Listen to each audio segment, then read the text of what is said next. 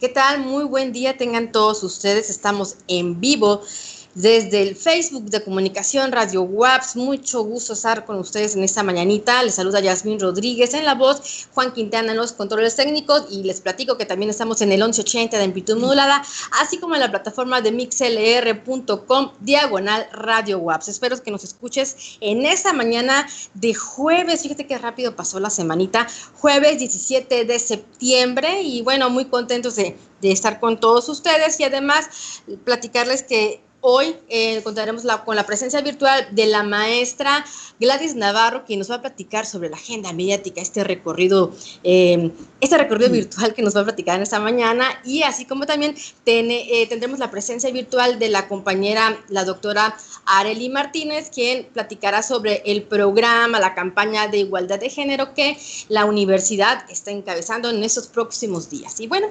así que le damos la bienvenida. Hola, maestra, ¿cómo se encuentra? Buen día.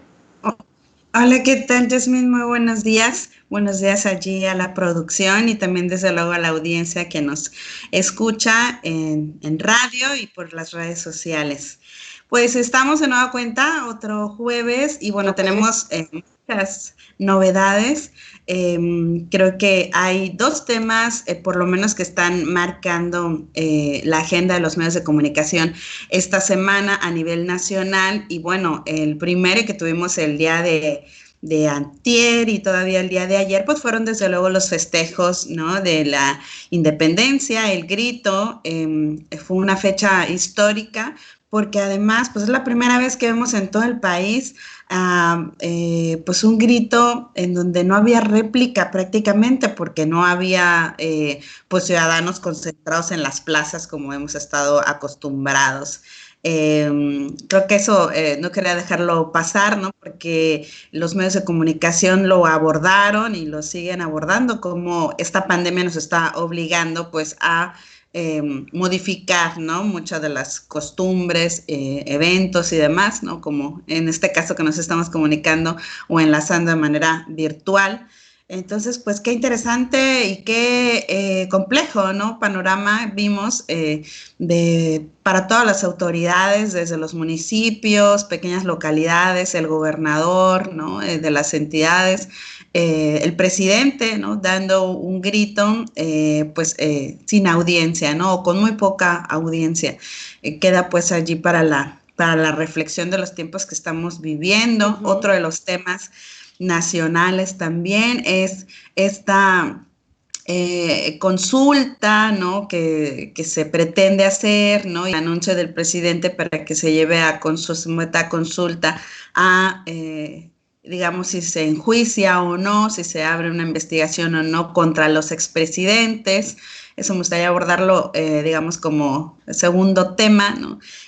Porque, bueno, hay mucha controversia en ese sentido, ¿no? Se están generando muchas noticias al respecto. Hay juristas que se han pronunciado, ¿no?, sobre la viabilidad o no, sobre si va a ser constitucional o no, porque está en la cancha de la Suprema Corte de Justicia esta solicitud que presenta el presidente. Pero bueno, vamos a comentar al respecto. Y el tema principal que a nivel nacional se está trabajando, quizá me parece que no con los reflectores que debería, ¿no?, pero lo vinculo también a nivel local, es el de la prevención en general, ¿no?, la cultura de la prevención en el marco de la Semana Nacional de Protección Civil, ¿no? Recordemos que pues estamos a 17 de septiembre, pero el 19 de septiembre pues se cumple un aniversario más de los sismos de 1985 en México, que dieron paso pues a toda la creación de toda una, digamos, serie de instituciones, organismos, marco jurídico para trabajar en la prevención de accidentes y en la atención de las emergencias en México, a partir pues de la tragedia de los sismos de 1985 en la Ciudad de México. Y para el año 2000, si no me equivoco, pero sí, pues ya nos podrán corregir, 2001, se emite un decreto presidencial que sería ya el Día Nacional de Protección Civil, se establece como el 19 de septiembre, Unos años antes, en 1990, se creó el Centro Nacional de Prevención de Desastres, que lo escuchamos sobre todo en Baja California Sur de manera muy cotidiana en la temporada de huracanes, ¿no? El CENAPRED, que envía siempre representantes para dar seguimiento a la trayectoria de los huracanes y acompañar a las autoridades. Y lo traigo pues a la mesa de las reflexiones, ¿no?, de este jueves, porque Baja California Sur es un estado muy vulnerable a distintos fenómenos, especialmente pues a fenómenos hidrometeorológicos. Cada año, ¿no?, en esta ocasión nos encontramos pues en el mes precisamente de mayor ocurrencia de los huracanes. Cada año nos afecta por lo menos uno de magnitud importante y genera pues afectaciones importantes. Recordemos en el 2014 el huracán Odile y lo que representó, ¿no? La noticia que fuimos durante meses, Baja California Sur fue noticia nacional, ¿no? O cada año, ¿no? Somos el ojo, ¿no? En esas fechas, con este tema precisamente. Centro de atención Baja California Sur por este tema, pero en particular en 2014 por todo lo que se generó, por las consecuencias, las repercusiones. Nada más para hacer un recordatorio, ¿no?, a la audiencia, ¿no?, los daños que se tuvieron. Recordemos que principalmente las afectaciones en infraestructura, ¿no?, afortunadamente no tanto de víctimas, ¿no?, fatales, pero en infraestructura de Comisión Federal de Electricidad, cómo se sufrió por la luz, sobre todo en el municipio de Los Cabos. Ajá. Y obviamente las repercusiones por la disponibilidad de agua también, ¿no? Recordemos las filas enormes para conseguir, ¿no?, agua, hielo, ¿no? O sea, el tráfico que se hacía tan tremendo y las imágenes tan impactantes que nos mostraron los medios de comunicación, sobre todo de Los Cabos, que parecía literal una zona de guerra, ¿no?, como si hubiera sido un bombardeo. Esta imagen, ¿no?, emblemática cuando uno va entrando a Cabo San Lucas, este bulevar principal, ¿no?, la carretera, y bueno, cómo estaban todos los postes caídos y además filas y filas de carros queriendo también salir, porque también muchos se vinieron a La Paz a buscar víveres, en fin. Más o menos cerca de 3,000 postes se cayeron, nos informó la Comisión Federal de Electricidad en ese momento. Alrededor de 2,000 fueron en Los Cabos, es decir, fue el municipio que tuvo las mayores afectaciones. Y hay que recordar que pasó casi un mes, hacia el mes de octubre, para que Comisión Federal de Electricidad pudiera hablar del 100% del restablecimiento del servicio, ¿no? Entonces, todo lo que sufrieron las colonias, estaba revisando y recordando que unas 15 colonias, sobre todo ubicadas, y ahí viene, ¿no?, el punto, ubicadas en zonas de alto riesgo, sufrieron afectaciones. Alrededor de 1,500 viviendas, digamos, fueron pérdida total, y más de 14,000 viviendas tuvieron algún tipo de daño. Estos fueron cifras que proporcionó el Infonavit. Muchos ciudadanos seguramente recordarán que pues tuvieron alguna afectación y empezar algún trámite ante Infonavit, ¿no?, ante Foviste, para que pudieran entrar los seguros, ¿no?, y estas compensaciones que existen. Y bueno, pérdidas millonarias por las afectaciones a los hoteles, ¿no?, a estos grandes complejos turísticos. Y finalmente, ¿qué es la lección que nos deja, ¿no?, y lo que quiero compartir o proponer como de reflexión a propósito de esta Semana Nacional de Prevención de Protección Civil, ¿no?, es que cómo hemos cambiado a partir de 2014 con Odile en Baja California Sur, o a partir de 1985 con los sismos en la Ciudad de México, ¿no? Como decía, se generó una serie de...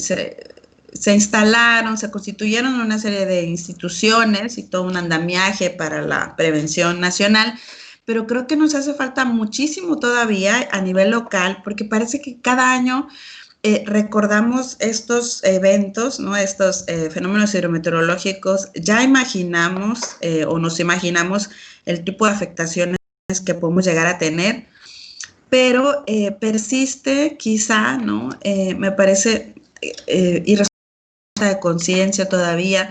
En el caso de Odile, yo recuerdo que en el trabajo periodístico que hacemos, hice un recorrido por el malecón de La Paz, me encontraba en La Paz, cuando ya había una alerta, digamos una alerta roja. Si recuerdas, incluso se iba a desarrollar un juego de béisbol en el estadio Arturo Senal, y todavía a las 3 de la tarde creo que no lo habían cancelado de ese día en que iba a golpear Odil. Recorrí el malecón y la gente todavía estaba pues maleconeando, ¿no? Andando en bicicleta, paseando, tomando una nieve, así ya con ese vientecito que se empieza a sentir, ¿no? Ese viento huracanado. Tomé algunas fotografías y, a diferencia de otros años, varios años atrás, no vi aquellas cintas, ¿no? Cubriendo los cristales.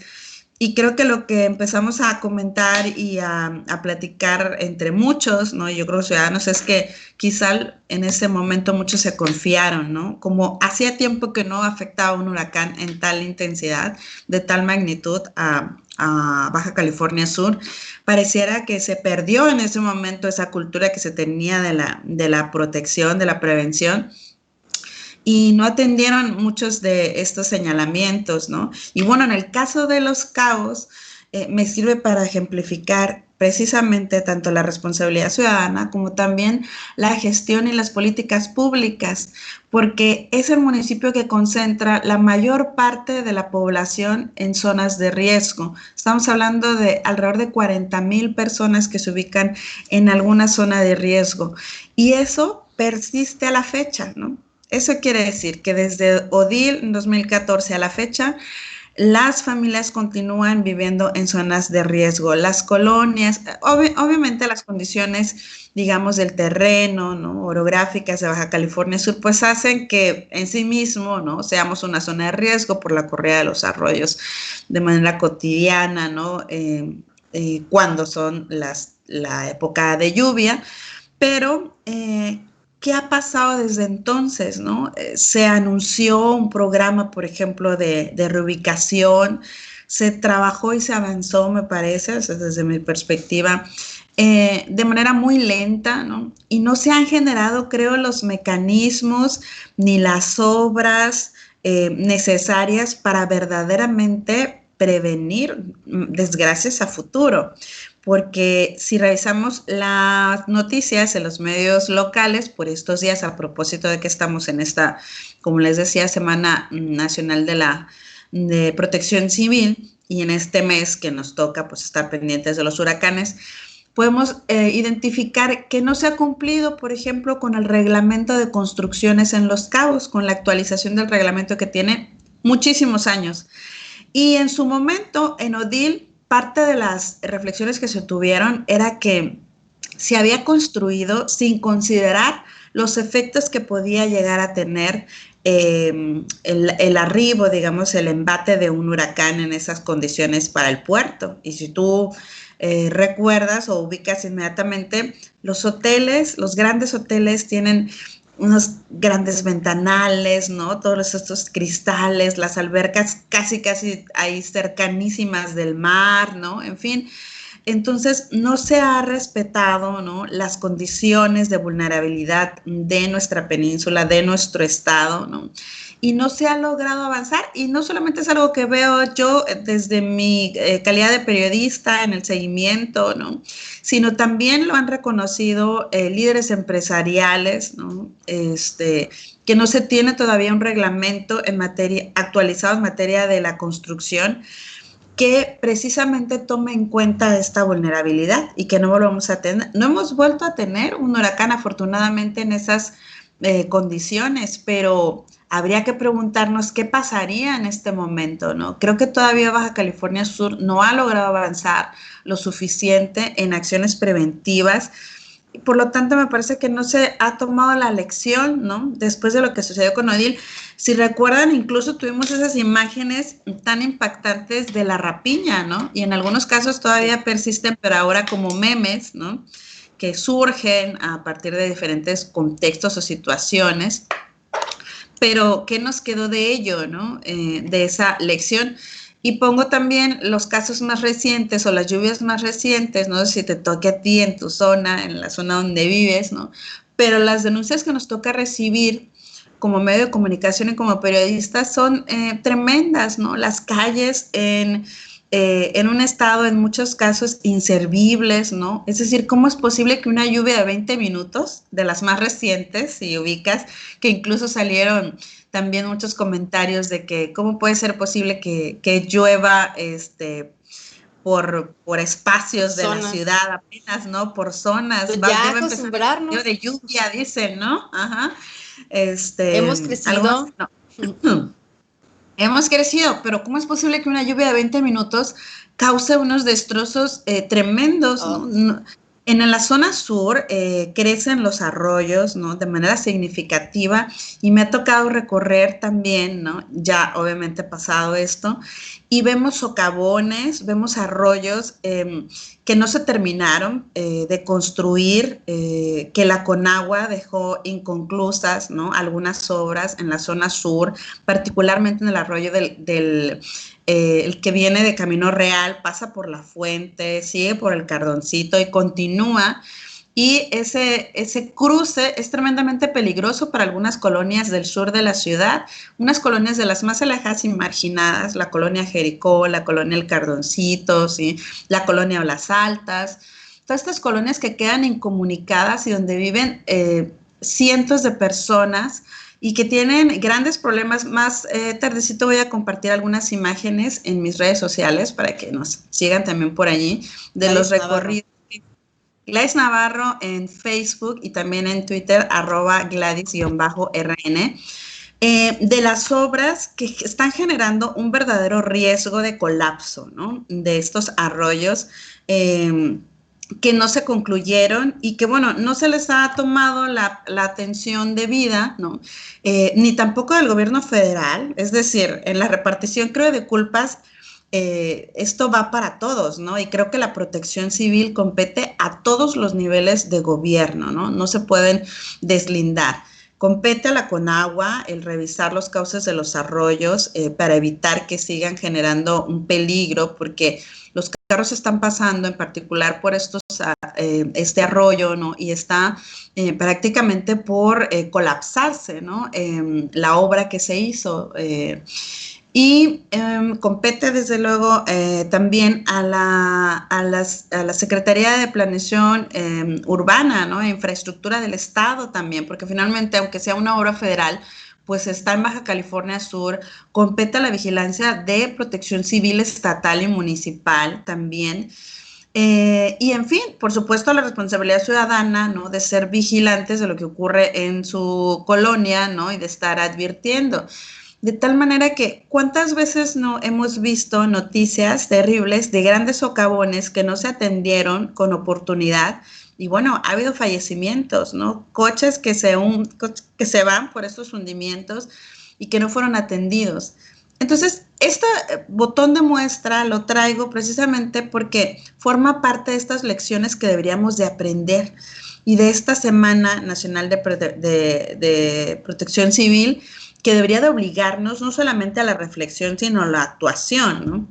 Y creo que estas historias se tienen que contar mucho más por los medios de comunicación, en el análisis, en el monitoreo de medios que realizamos y también para las clases con mis alumnos de comunicación. Vemos cómo en los medios de comunicación vemos declaraciones, vemos información oficial, pero carecen de historias de vida, de historias de las colonias, de lo que están padeciendo las colonias de La Paz, las colonias de Los Cabos, de lo que la vida, digamos, las complicaciones de su cotidianidad, ¿no? Y las complicaciones de su cotidianidad son las calles por donde transitan, el servicio de transporte, los servicios públicos, ¿sí?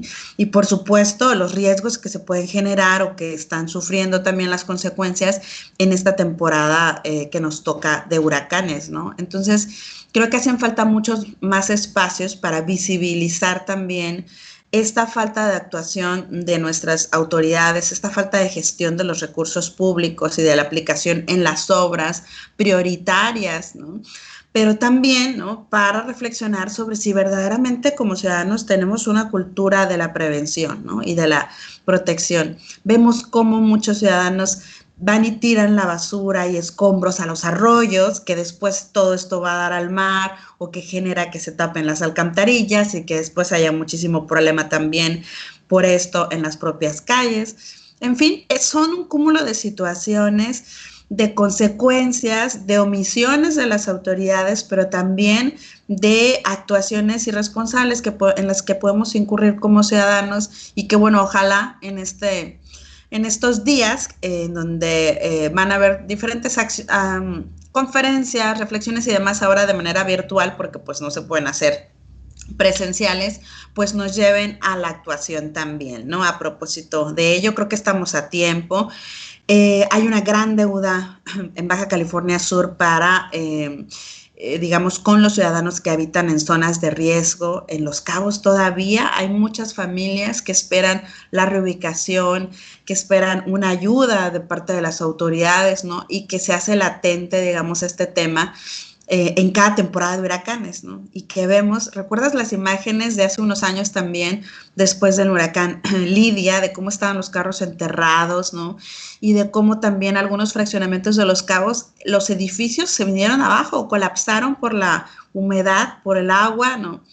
Y cómo el año pasado apenas se están llevando a cabo procesos ante la Fiscalía General de la República contra los desarrolladores de viviendas, ¿no?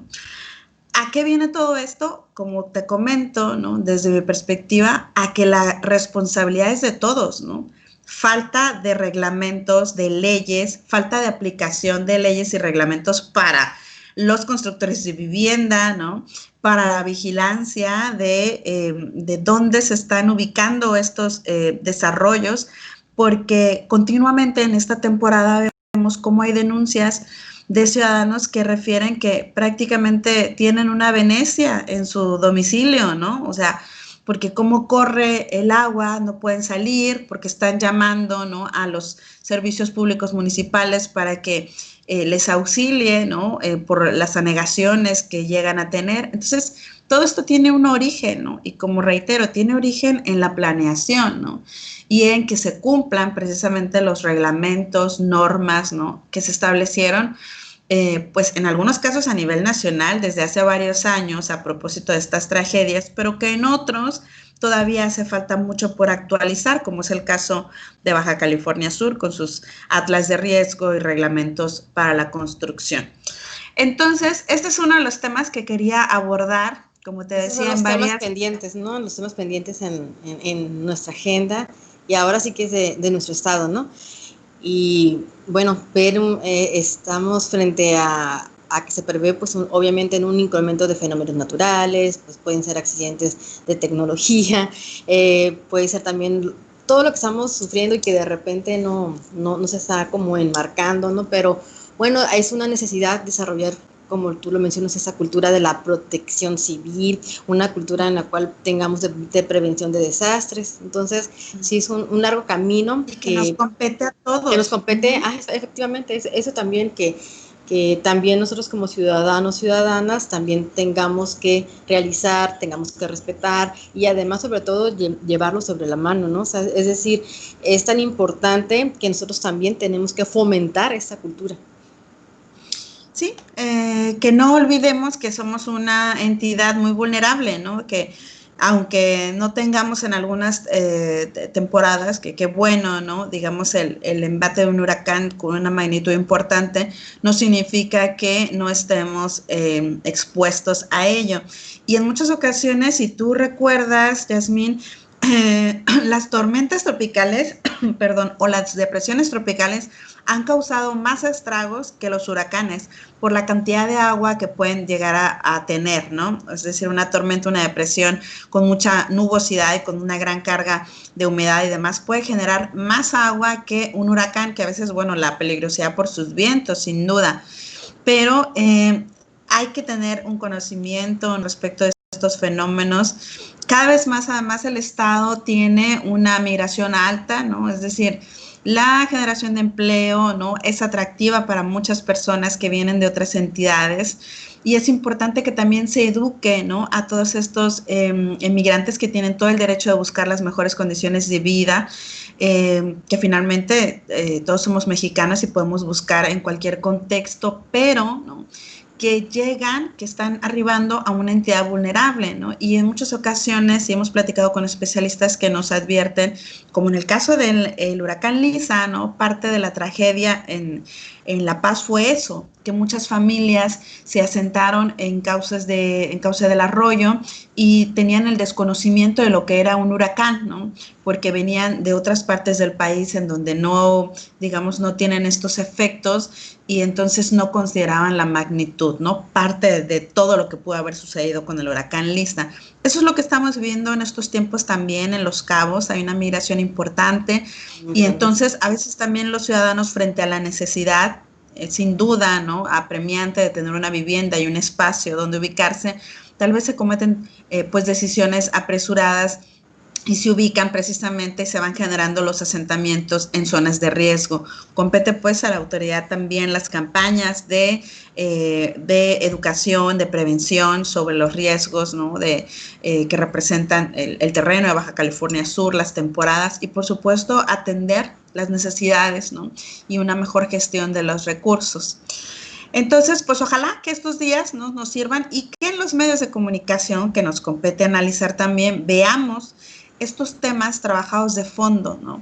Que no solamente nos quedemos observando, leyendo las notas de allí viene un huracán, ¿no? Se está desarrollando, o como este tema de los sismos que ha causado tanto revuelo, ¿no? Tantos sismos. Bueno, sí, pero ¿qué hay más de fondo, ¿no? ¿Qué puedo informarle a la ciudadanía? ¿Por qué se están generando, ¿no? ¿De qué manera podemos contribuir como medios de comunicación a la cultura de la prevención también, ¿no?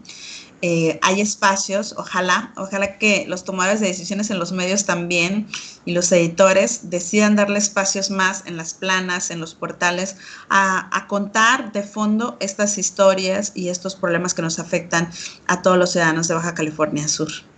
Ok, bueno, pues aquí una reflexión, ¿no? Un análisis de con el paso de los años, ¿no? ¿Qué es lo que ha pasado? Y un sinfín de historias, ¿no? que pudieran estar sobre la mesa, pero al final la idea es una reflexión, es pensar, repensar qué es lo que ha pasado y sobre todo tomar las cosas definitivamente, ¿no? Para una mejor educación, una mejor cultura, para estar preparados, ¿no? Que es exactamente. ¿Cuál es el aprendizaje? Ajá, y para, pues, en estos desafortunados eventos, ¿no? ¿Qué hacer? ¿Cómo actuar? Entonces, sí.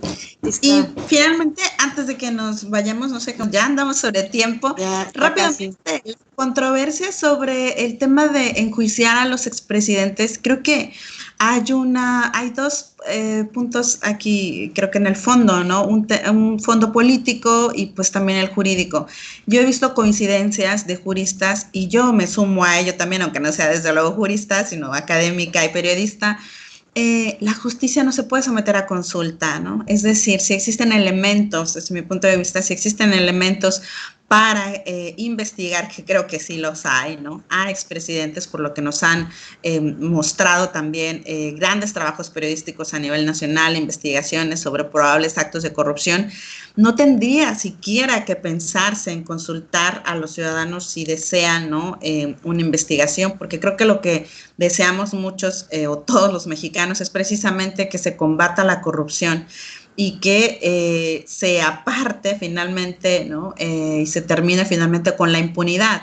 De tal manera que no sé finalmente qué vaya a suceder en la Suprema Corte, pero hay juristas como por ejemplo el doctor Miguel Carbonell, que ya señalan, ¿no? Que la Suprema Corte de Justicia tendría que echar abajo esto, ¿no? Porque puede llegar, porque sería inconstitucional, ¿no? Y se abriría la puerta para que sea precisamente a través del voto ciudadano que se busque una justicia y no tiene que ser así, se estarían incurriendo en acciones de inconstitucionalidad. Uh-huh. Creo que hay una coincidencia, ¿no? De muchos ciudadanos en el sentido de que se tiene que investigar si hay los elementos, Pero también comprendo la parte política, y aquí lo dejaría, ¿no? Que es, el presidente ha hablado que no se busca una, digamos, una persecución, ¿no? Hacia eso, y es probable que entonces esto sea un símbolo, digamos, ¿no? Como una especie de deslinde de no soy yo, ¿no? Sino es el reclamo ciudadano. Creo que no es necesario llegar a ello, ¿no? Y bueno,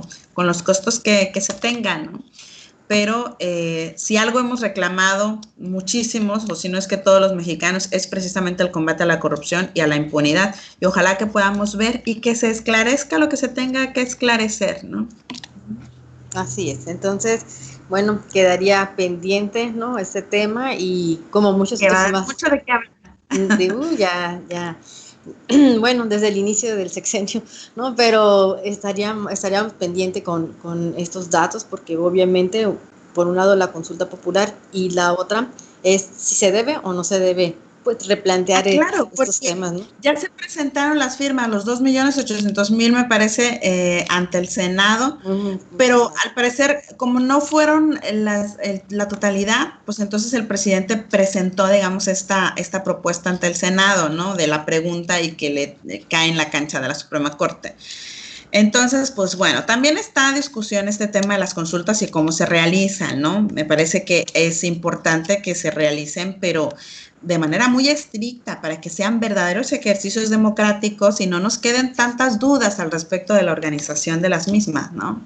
En lo general, no solamente en esto, ¿no? Exactamente, entonces sí podríamos abonarle, ¿no? Todo lo que están comentando los medios de comunicación, ¿no? Quiénes están a favor, quiénes están en contra y sobre todo esperar y en estos próximos días, ¿no? Si fue viable o no viable, porque lo comentabas al inicio, inviable, ¿no? Entonces veremos qué sucede. Vamos a ver qué resuelve la Suprema Corte. Va a estar interesante el tema y va a dar mucho de qué hablar. Ya se entregó el pasado, ¿qué es? El martes. Ya. Entonces, ahora en estos días veamos qué toca. Pues ese fueron los comentarios, ¿no? Vertidos en esta mañanita con la maestra Gladys Navarro. Les platico, ella es corresponsal de Periódico El Universal, da clases en nuestra casa de estudios y bueno, bien, muy participadora, ¿no? Cada jueves, de verdad que esos tipos de espacios necesitábamos, ¿no? Platicábamos exactamente de pues una necesidad, ¿no? Platicarlos, de contemplar qué es lo que sucede en la agenda ahora en cada semana, ¿no? Platicar sobre cuáles son las temáticas nacionales, locales y sobre todo que usted esté enterado, ¿no? De qué es lo que pasa un poquito, pues obviamente son extensos los temas. Ahora sí que tocó el turno a estos que se pueden vertir esta mañana. Muchísimas gracias, maestra, y le esperamos el próximo jueves. A la vez. Gracias.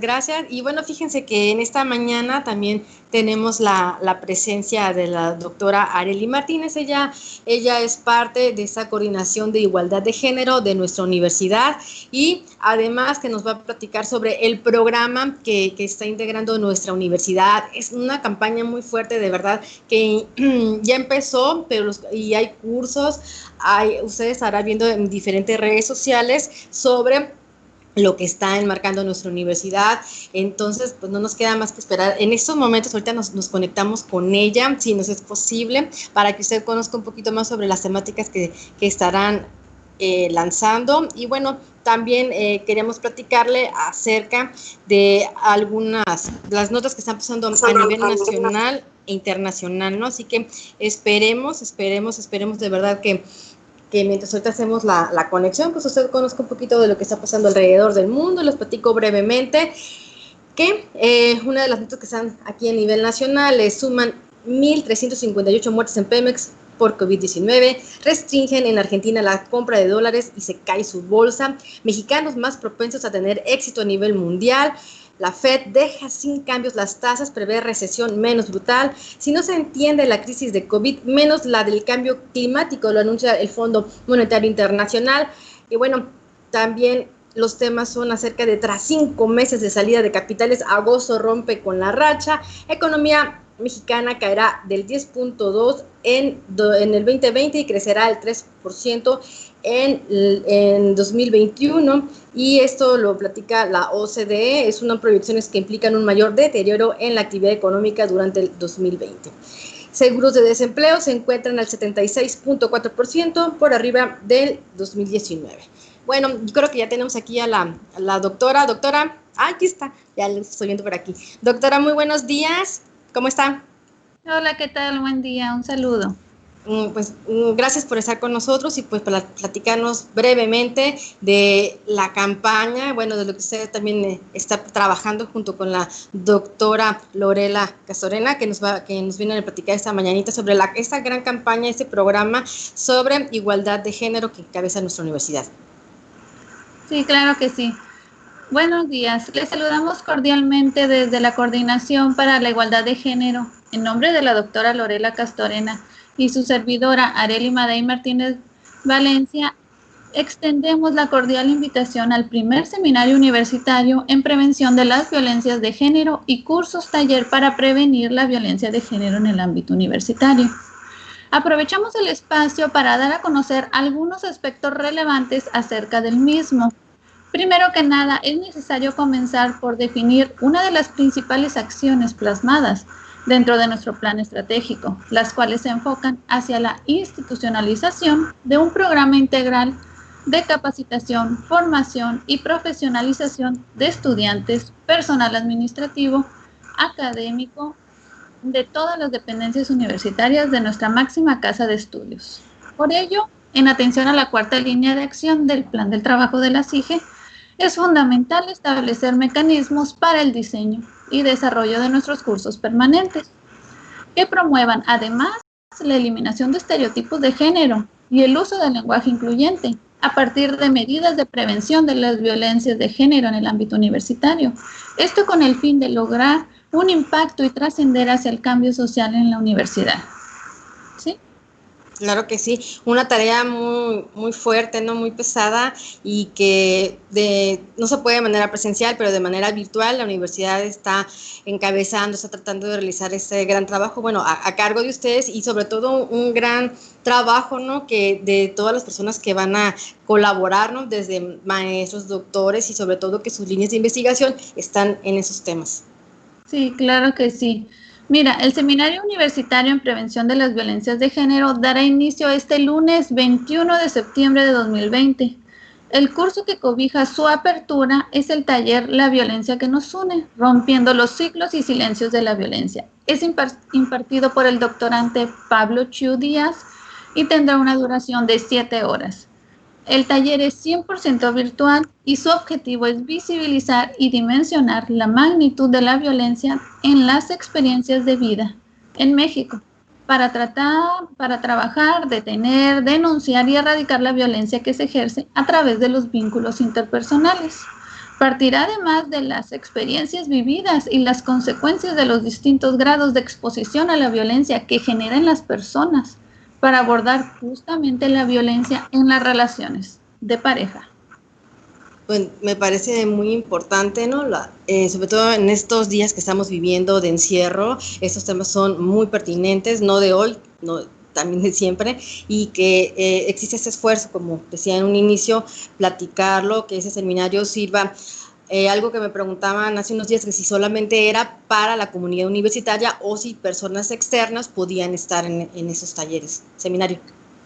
De momento sí, se abrió la oportunidad de que tratáramos de impactar dentro de la comunidad universitaria y las dependencias y sus extensiones. Sin embargo, les invitamos a que estén atentos a nuestras redes sociales porque tenemos muchísimas actividades planificadas para el público en general, pero de momento este seminario sí es 100% para personal UAPS. Ok, pues más que nada la invitación es para toda la comunidad, no lo olviden, de verdad créanme que estamos en unos momentos también cruciales de que nos formemos, de que conozcamos y sobre todo llevemos a cabo estas ideas, no conocer que debemos de aprender para poder llevar una mejor convivencia entre los hombres, entre las mujeres y sobre todo que de verdad, como les digo, hace mucha falta en este momentito. Así es, bien. Además, les comento que la plataforma en línea UAPS es muy noble, de tal suerte que podemos ir avanzando con los objetivos en el momento en que tengamos disponible algún tiempo libre. Entonces, al mismo tiempo nos comenzamos a formar comenzamos a romper con muchos patrones que tenemos al interior muchísimas personas y al mismo tiempo nos genera nuestra constancia de acuerdo a cada uno de los objetivos que logremos alcanzar. Claro que sí. En total, ¿cuántos cursos son? ¿Son 8? Sí, 8 cursos. No sé si les gustaría que les platicáramos de los demás cursos. Claro que sí, brevemente que nos platiques pues, en este entorno en general, ¿no? Bueno, muy bien. Por ejemplo, el segundo taller será impartido por la doctorante Diana Mariño. Se titula Crear para Reexistir. Activismo para la comprensión y prevención de la violencia de género. Tendrá una duración de 6 horas y se encontrará disponible en la segunda semana, es decir, del 28 de septiembre al 3 de octubre. Su objetivo es que las personas aprendan diversas herramientas reflexivas y metodológicas para producir una acción activista con enfoque de género y prevenir la violencia de género y usar el arte como empoderamiento, ¿sí? Este curso es sumamente, es igual virtual, va a haber algunas conferencias de forma presencial. Los horarios los están trabajando de una forma en la que tanto administrativos, personal docente y estudiantes puedan asistir sin ningún problema a estos enlaces que va a haber a través de Meet. Sin embargo, las demás actividades igual siguen estando disponibles para el momento en el que haya algún tiempo disponible, ¿sí? El tercer taller, por ejemplo, va a ser impartido por el doctor Rodrigo Rebolledo y se titula Violencia de Género en el ámbito universitario. Igual va a tener una duración de 7 horas como el de Pablo, sin embargo, este estará disponible del 5 al 10 de octubre y tendrá como objetivo general analizar las bases teóricas conceptuales sobre la violencia de género para generar conceptualizaciones básicas y generar un proceso de sensibilización que permita no solo diferenciar los tipos de violencia, sino también su impacto sobre la formación de recursos universitarios, la vida profesional y el cuidado comunitario.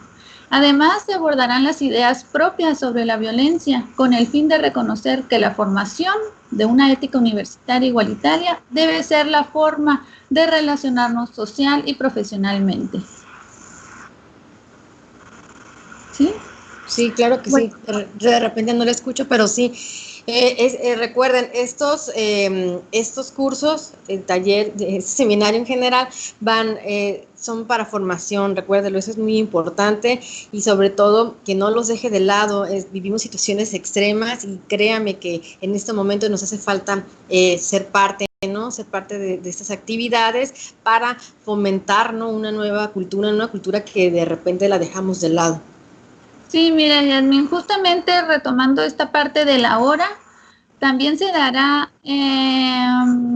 ofrecerá el curso sobre violencia digital, justamente en estos momentos de pandemia que todo estamos realizando en el entorno virtual, es tan pertinente este curso taller. Violencia digital impartido por la doctora Jacqueline Valenzuela y la maestra en ciencias Crista González. Entonces, este también tendrá una duración de 7 horas y se encontrará disponible del 12 al 17 de octubre.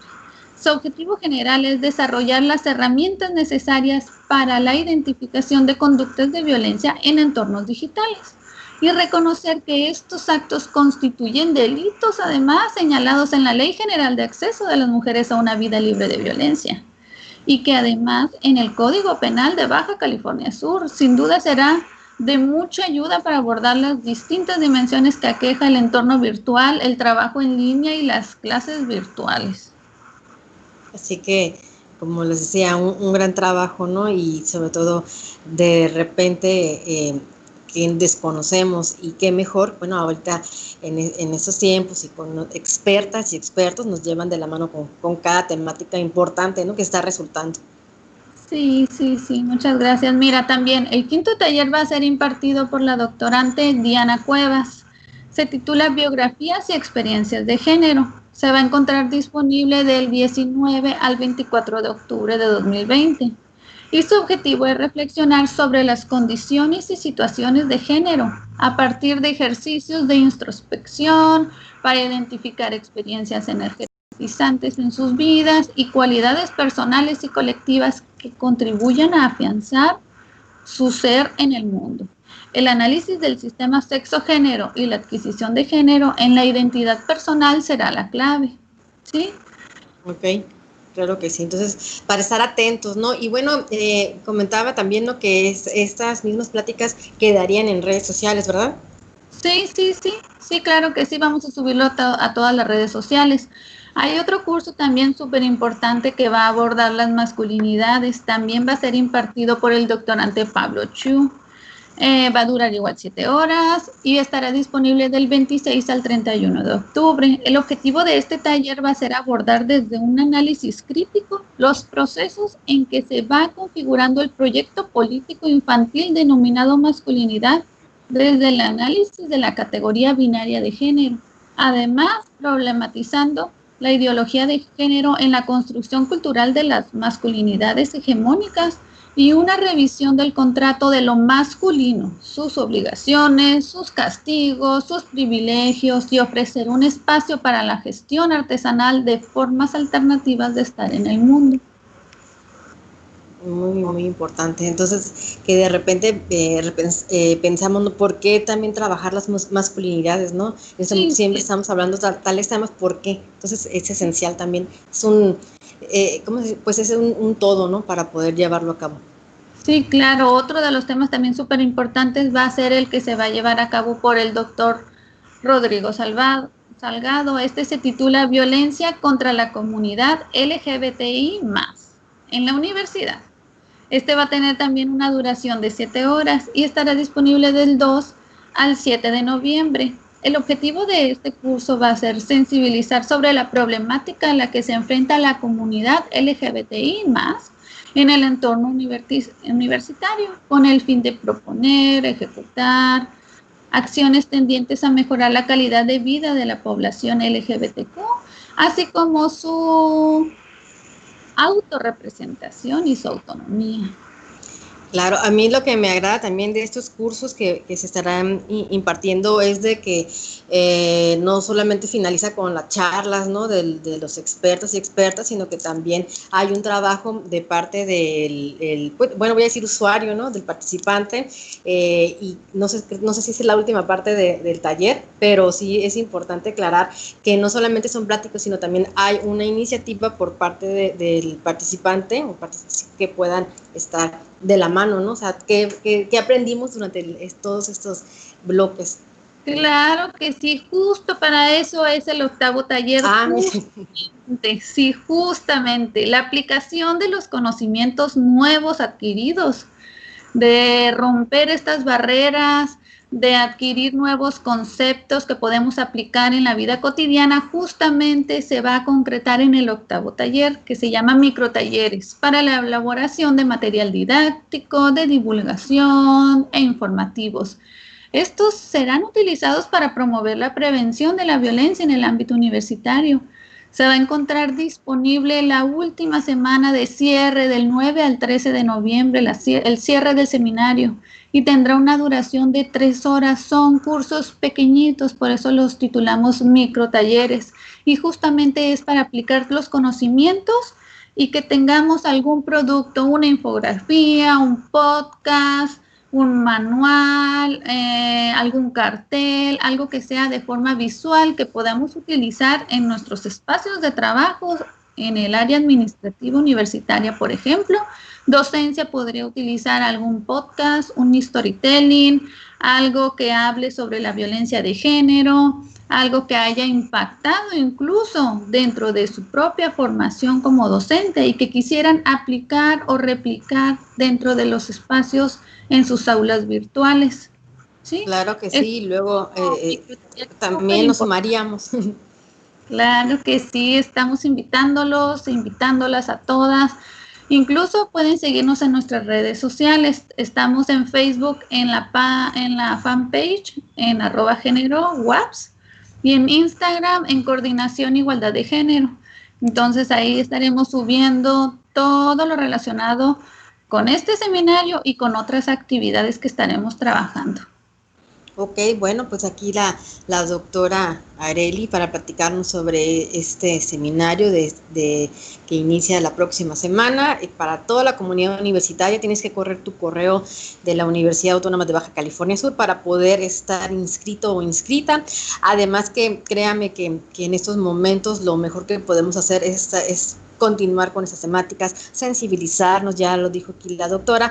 Cada tema obviamente tiene una finalidad, ¿no? Sobre todo conocer, aprender, sensibilizarnos y al final poder armar de todo lo que aprendiste pues ahora sí que un recurso, ¿no? Didáctico, un recurso el cual se pueda mostrar en cualquier área, ¿no? Entonces queda para fomento de nuestra cultura, ¿no? También universitaria, nuestra cultura, de nuestro aprender diario.